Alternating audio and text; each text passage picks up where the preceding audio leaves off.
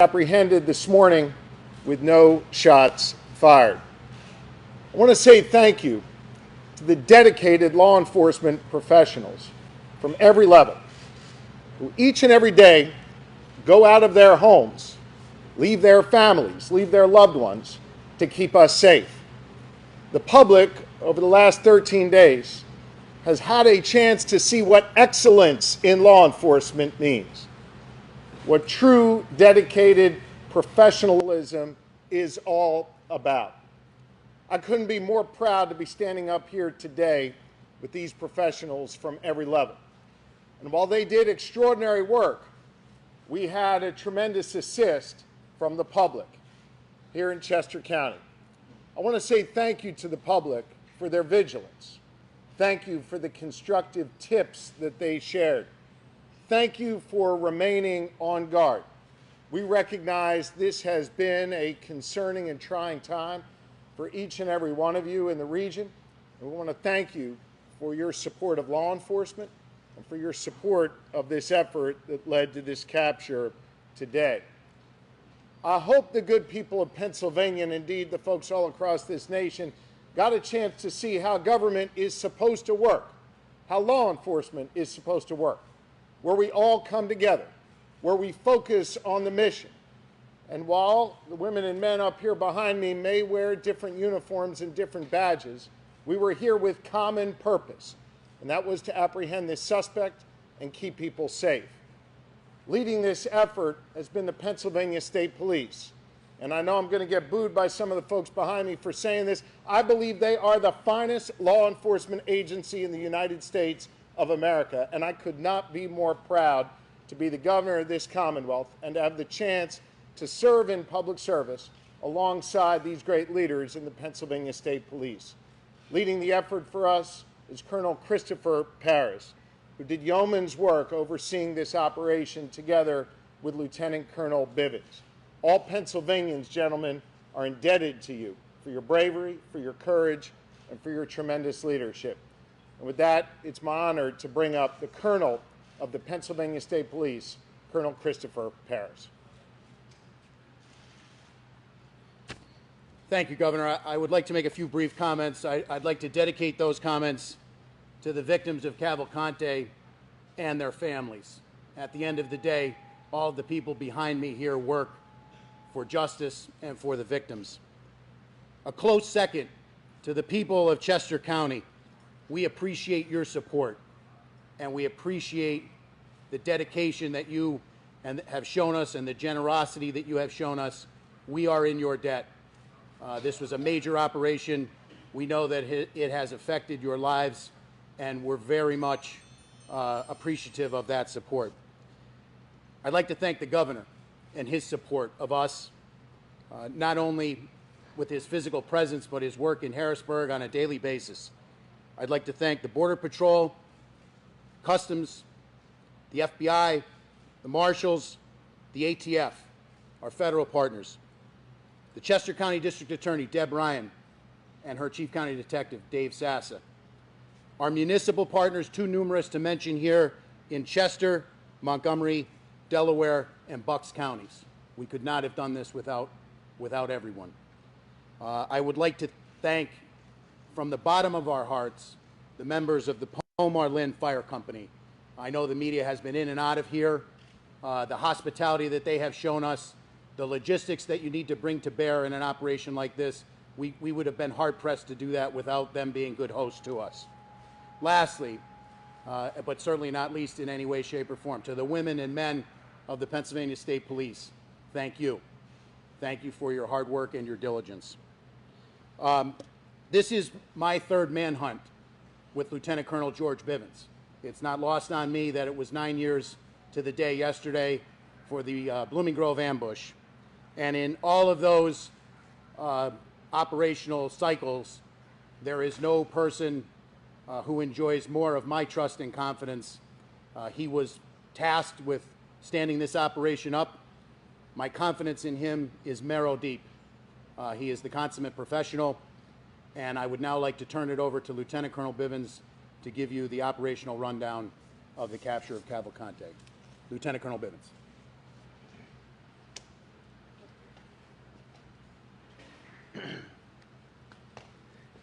Thank you, Governor. Thank you, Colonel. It is a true pleasure to stand here this morning and talk to all of you about bringing this manhunt to a successful conclusion and without getting anyone else hurt, most importantly.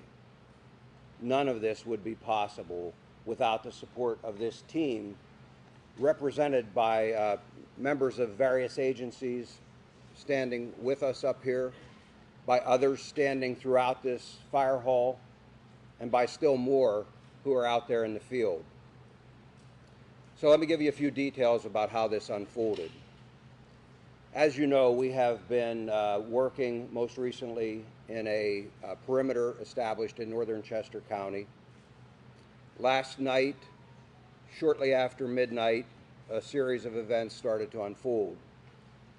First, we had a burglar alarm at a residence near Prizer Road within the perimeter. Our people investigated that, did not find Cavalcante there or anyone else, but it started to bring some of our people into that area. We had been searching an area not far from there already with some tactical teams that night. There was an aircraft overhead utilizing FLIR technology, and close to 1 a.m. picked up a heat signal that they began to track. It was west of PA 100 and north of Prizer Road.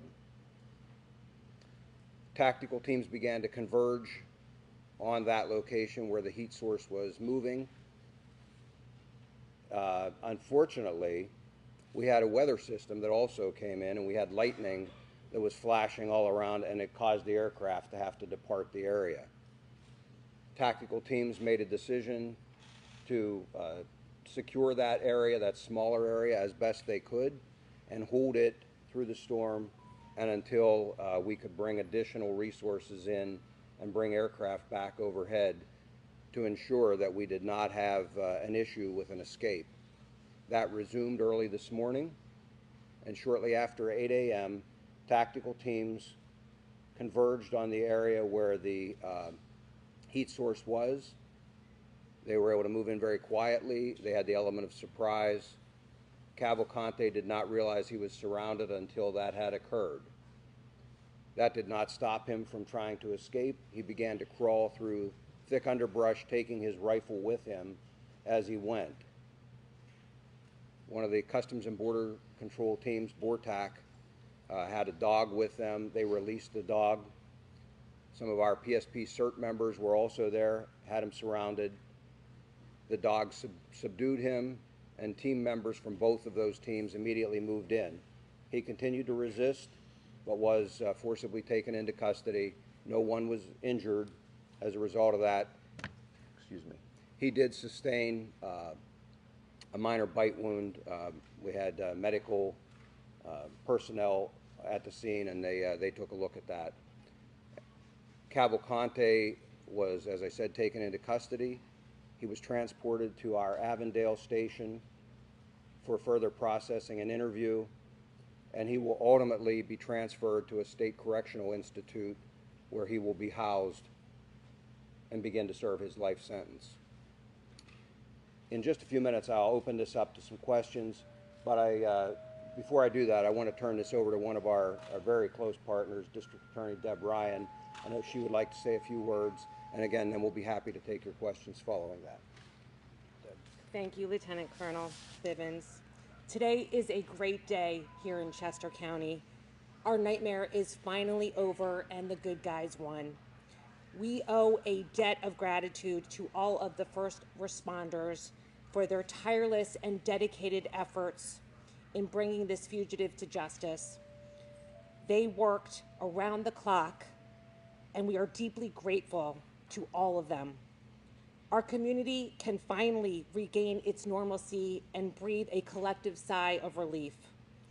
This would not have happened without the collaboration and efforts on behalf of a multitude of agencies.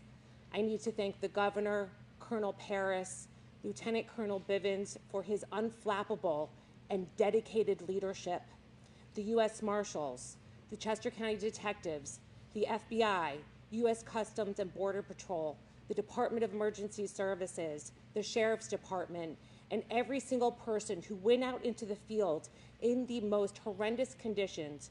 We had weather problems, we had terrain problems, and a ton of obstacles that prevented our capture from occurring as expediently as we wanted. We have the best people in the business, and we never lost faith that this capture would occur. We knew that it was just a matter of time. The scope of this manhunt was extremely impressive. The brave men and women who went out there every single day are our heroes, and I am proud to be a part of this collective team of people who worked around the clock to bring this man to justice during this monumental challenge. They utilized every piece of advanced technology, dogs, drones, helicopters, every asset available was put out for this capture. I can't express our gratitude deep enough to all of them and to the community for their support. We received dozens and dozens of donations, well wishes, and kind support from everyone in the community, and we thank this firehouse for housing us. We know we disrupted their lives for a while. One of the first calls we made upon learning about this capture was to the Brandow family, who, as you can imagine, had been living in a complete nightmare. They are so grateful to the men and women who helped with this capture. They can now finally sleep again. I can't thank law enforcement enough for their efforts. Thank you.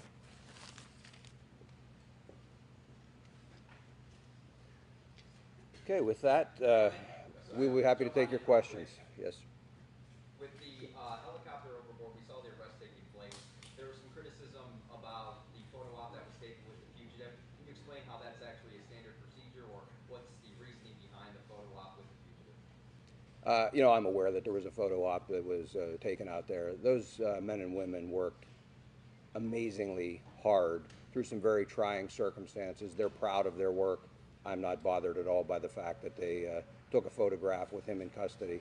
Again, they're proud of their work. They kept the community safe. I say thanks to them and good job.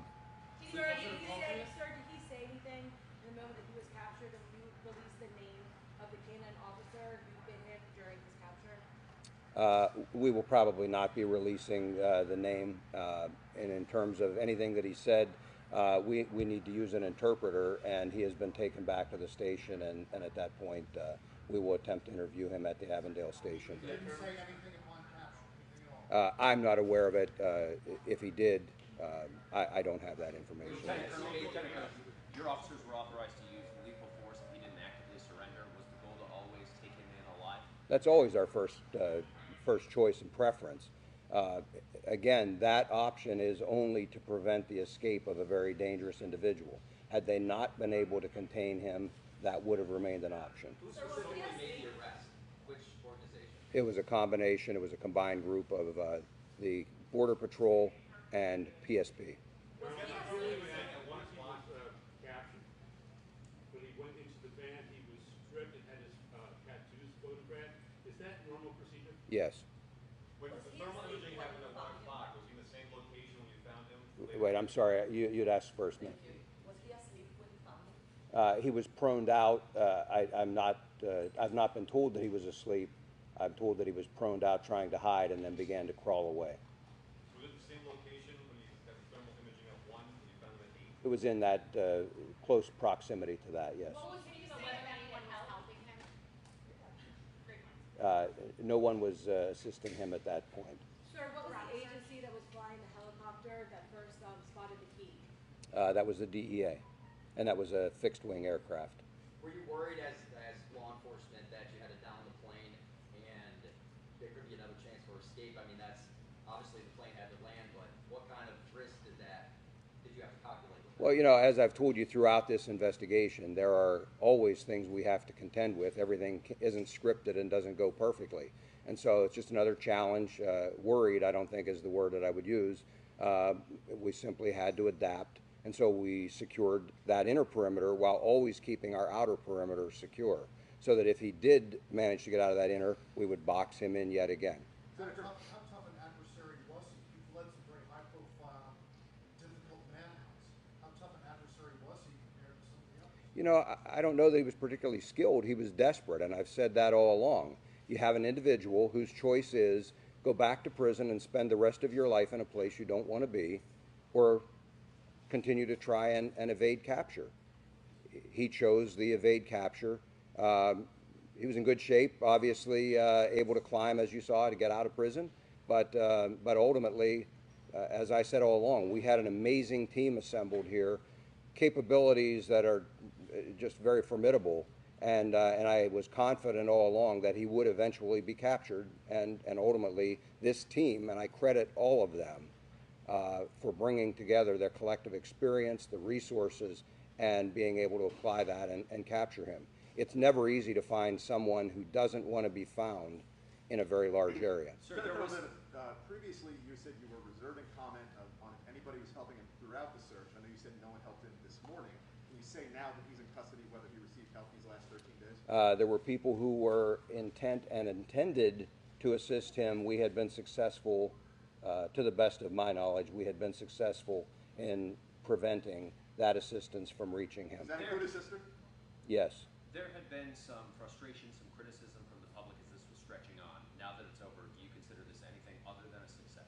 No, it was absolutely a success. And I got to tell you, I think by and large the public stayed amazingly supportive.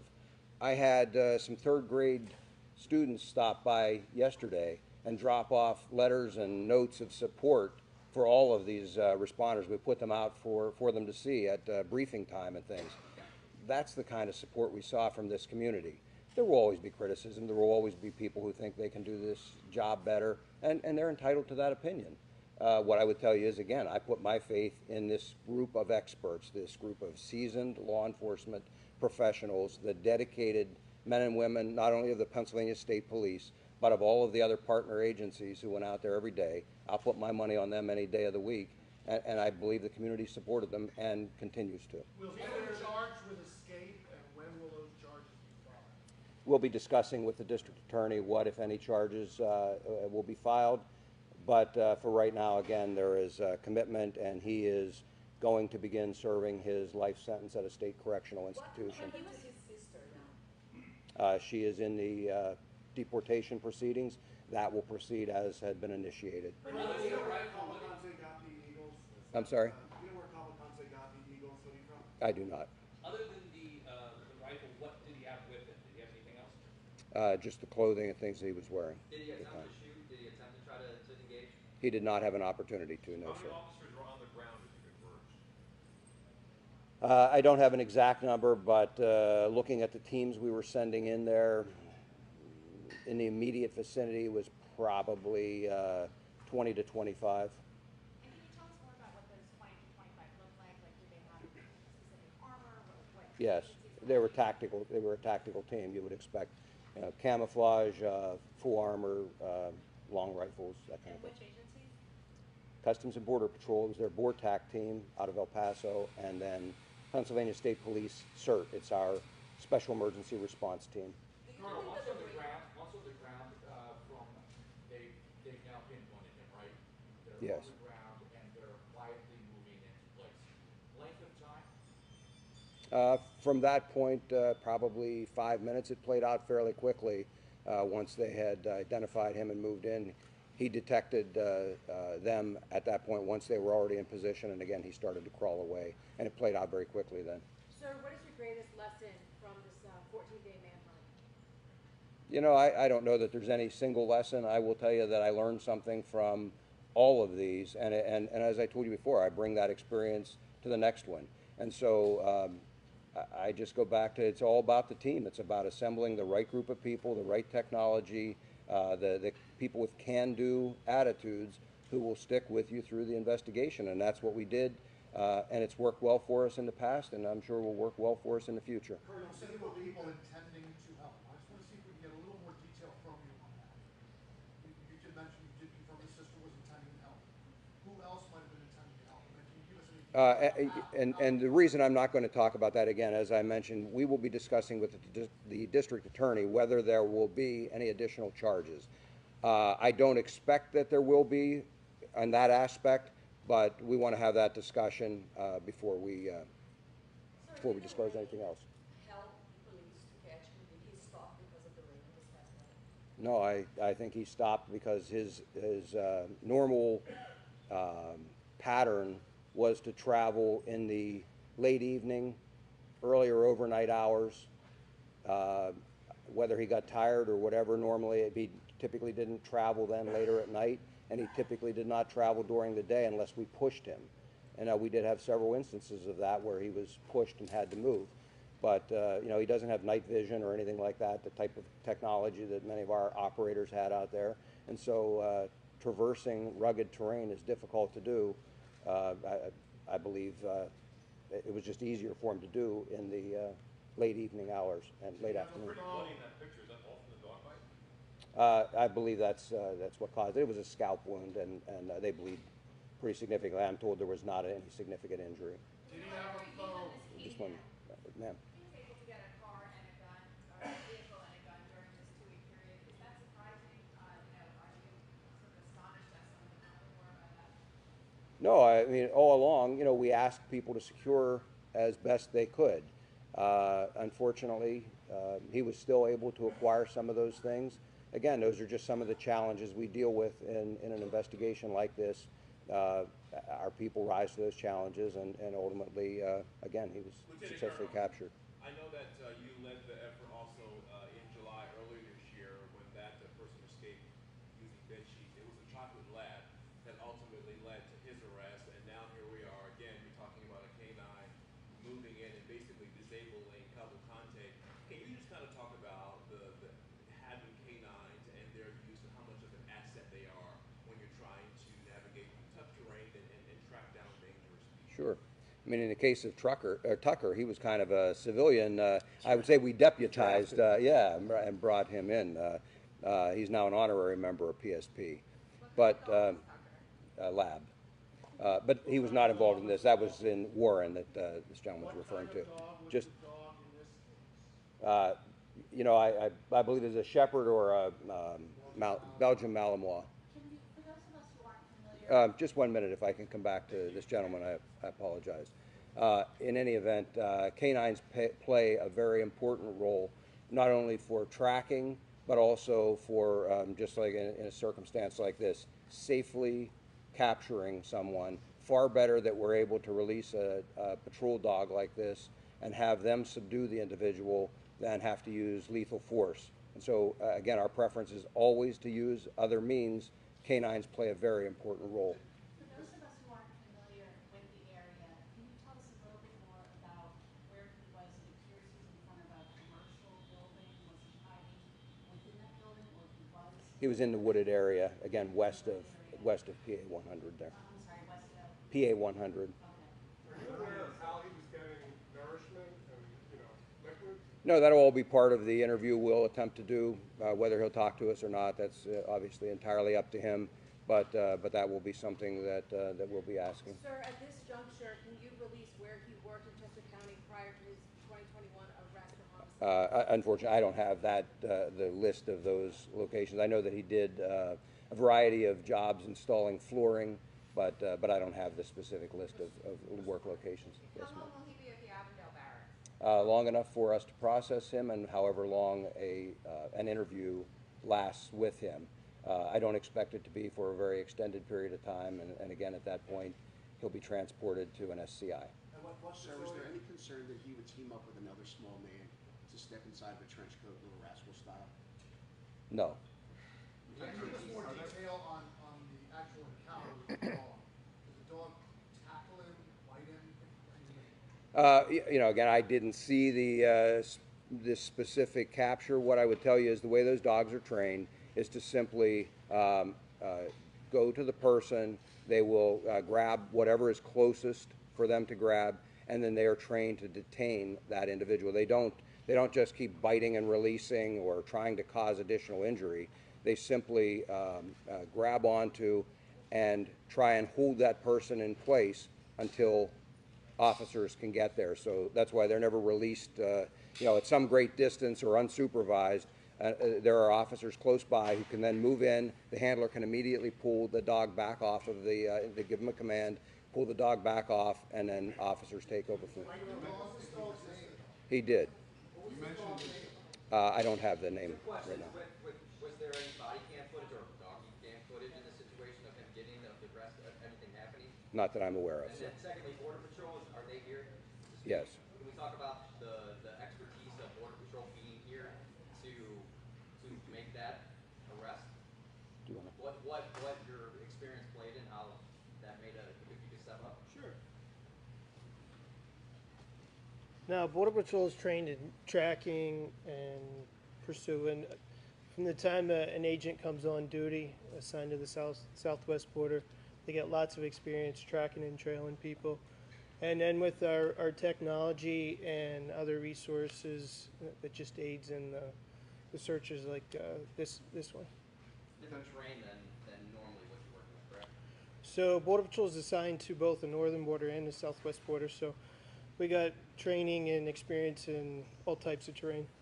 Just tell us specifically what you did here. What did you do here to capture this evidence? We assisted the state and local partners with our resources, whether performing observation at night, searches during the day, searches during night, and then obviously we had our tactical teams here. Question for Governor Shapiro. Governor, yesterday you described just not 24 hours ago right here that you were calm and that your commanders over this operation were also calm. In hindsight, how did you balance the obvious pressures from outside that were forever saying, find him yesterday? Look, we had a job to do, and that was to capture Cavalcante. And I had the absolute best team working on this. I'm proud to be associated with the Pennsylvania State Police and all the law enforcement leaders who were behind me, federal, state, and local. We knew we had the best, and we knew, as Colonel Bivens said multiple times, he was desperate, and it was just a matter of time. I couldn't be more proud of them. And I want to come back to two questions over here that are related to Mr. Holden's question.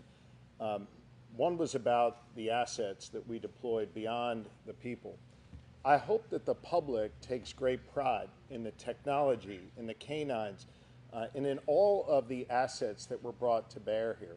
We ask a lot of the public through their tax dollars to support the police, to support law enforcement at every level.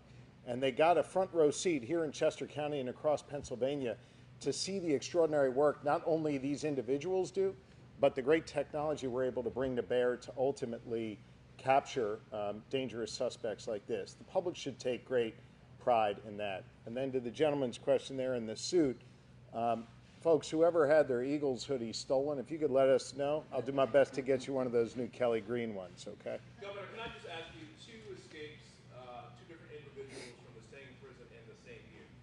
What do you say to people who live in this area and say, what is happening at the Chester County prison and what are you guys going to do moving forward to try and prevent this kind of thing from ever happening again? Here in Pennsylvania, our system may be a little different from other states. We have state correctional institutions, and then we have county jails. In this case, the Chester County Jail is run by Chester County officials. They'll answer those questions as to what occurred and what changes are ultimately going to be made.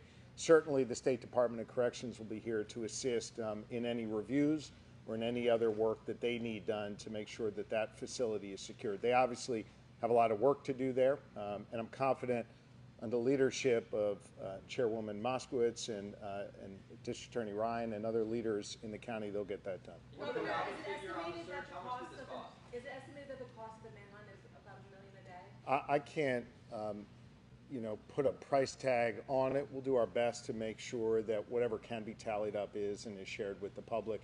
At the state level, I can't speak for our local or federal partners. Governor, you mentioned the pattern of what time of day you were traveling. Were there any other patterns that you picked up on that were key in tracking and containing him and then ultimately catching him? There were a number of things that we picked up on, and he didn't follow the same pattern every single time. Seemed to like to travel via creek beds.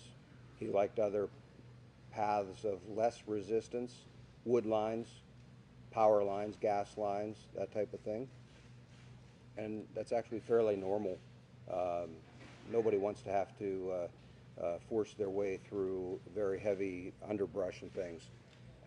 And again, I mentioned the time of day, but all of that combined with some outstanding work and technology is really what brought this to a successful conclusion. People in Chester County are grateful for your efforts.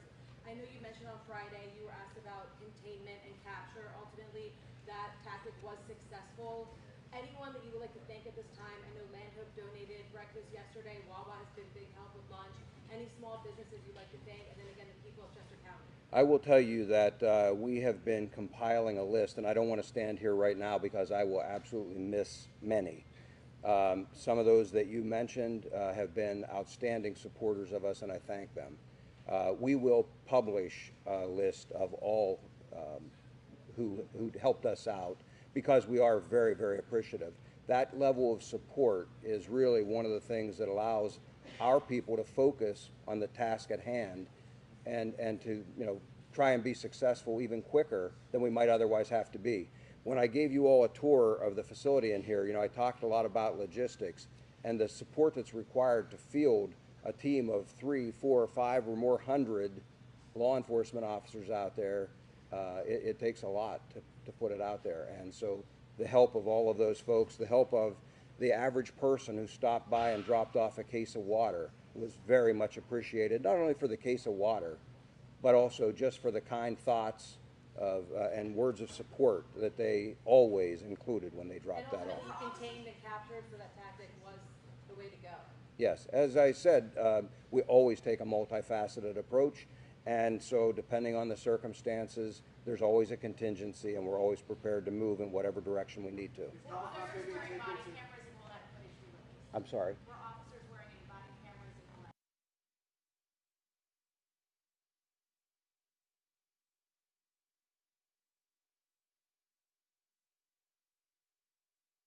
Aircraft, was it fixed wing, drone, helicopter? Also, did the arrest happen in South Covington Township? It was a DEA fixed-wing aircraft. I believe that's South Covington. I would have to look at a map. We were operating in several townships there, but again, it was north of Prizer and west of PA 100. Sir, where were you when this all happened? And do you have a personal feeling of satisfaction for 14 days of very long, hard work? How does this feel for you this morning? I was here in the command post when the capture occurred, and yes, I'm very happy that this occurred and that no one was injured. It brought a new level of danger for all of our people out here in the field when we knew that he obtained a firearm. And so for me, the biggest sense of relief is that no one in the community was harmed and no law enforcement officer was harmed either. So that's the win. Sir, was he mobile the whole time, or did he set up a base camp or something? No, I believe he was more mobile the entire time. Sir, what prison is he being transported to? We're not releasing that, but it is going to be a state correctional facility, and once he is secure there, I believe they will release where he is being housed. Lieutenant Colonel Dennis, you said that multiple people attempted to help him. Did he have any means of communication to reach out to those people and coordinate with them as to where he was? He did not at the time that we captured him. Yes, ma'am. You said the fatal force was authorized unless he surrendered, and we saw this he did not surrender. Did he try to use his gun in any way this morning? I know he had it on him, but also, what about the decision not to use fatal force, given that he, I understand, did not surrender? Well, as I addressed a few minutes ago, yes, he had the firearm with him. Yes, he was a threat. He did not have an opportunity. I believe he was taken by surprise, and I believe the canine played a large role in him not being able to utilize that firearm. What I would tell you is, again, that it is our last choice, our last preference to use lethal force. And so while there were other options, the team did the responsible thing, did what they're trained and what we expect, and they used other options. And again, lethal force is always the last option. He's going in for questioning. What kinds of information are you going to be trying to get from him? Like, what kinds of questions will you ask him? We have the criminal investigators that have been involved in this, everything from the escape up through the time that he has been on the run. I'm sure all of that will be included in their list of questions. Whether he'll choose to talk, I have no idea, and that will be his choice. Can you assure and guarantee the public that this man will not escape again, because clearly he has the ability to do that? Can you say that now? I can assure you he will not escape while he is in our custody. He will be turned over to a state correctional institution. I have every confidence that they will be able to safely and securely house him as well. Lieutenant Colonel, was he in the perimeter of the perimeter that you had outlined yesterday? Was that? He was. He was. Yes, sir. How close to the edge of the perimeter was he? You know, where in the perimeter? It was within the perimeter, and he would have been within a few hundred yards of the eastern edge of the perimeter. Colonel, in terms of the public being involved, there was videos surfacing of vigilantes in Chester County trying to get involved in this case.